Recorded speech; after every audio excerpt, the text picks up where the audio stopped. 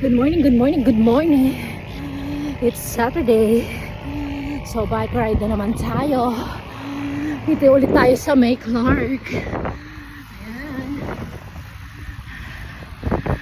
Morning ride as usual. Update ko kayo mamaya. Hi guys. Nandito tayo sa ilalim ng waiting shed. At nagpapahinga lang muna bago umuwi. Nandito tayo, parang casino to. Ang pangalan ng The Heights. Ayan. Pakita ko sa inyo mabuti yung lugar dito banda. Ganda ng view doon, yung mga bundok-bundok. Diba? Kalikuran. Then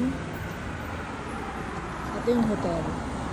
I think hotel to Ang pangalan niya is The Heights. Ayan. Parang residential din yan. Tignan mo, parang grabe yung ahon dyan, lalo na doon. Kita nyo ba yung ahon doon? Diba? Tapos, ito yung nila. Yung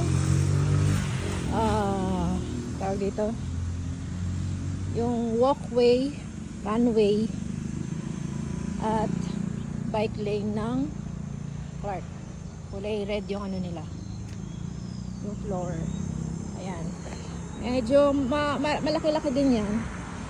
Hindi nga lang sila talagang dugtong-dugtong, pero so far good naman.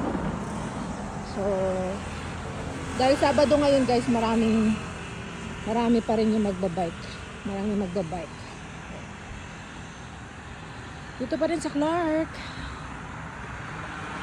Alam nyo ba kanina, time lang tayo guys habang nagpapahinga ako.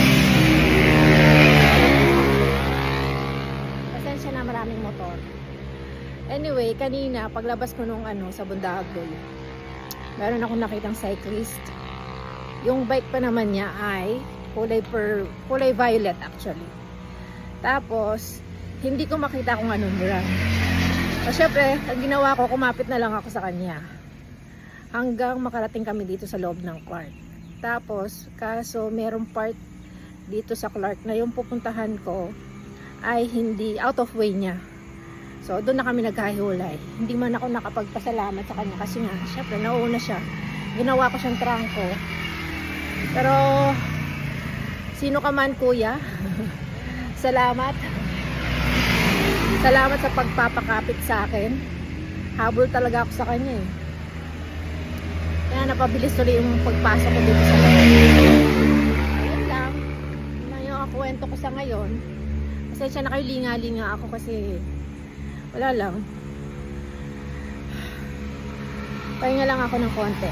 Tapos kanina nagalmusal ako ng balot. Saan ka naman? Almusal balot. Siyempre, energy, diba? Ayun, mamaya-maya lang sa lang. Tutuloy ko lang yung almusal ko. Then, uwi na. Buso!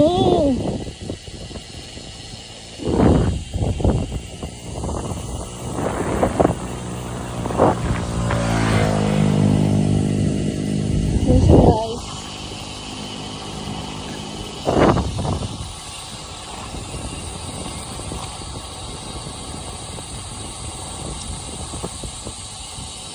Talaga mag-ride pag ganito nakikita mo, 'di ba?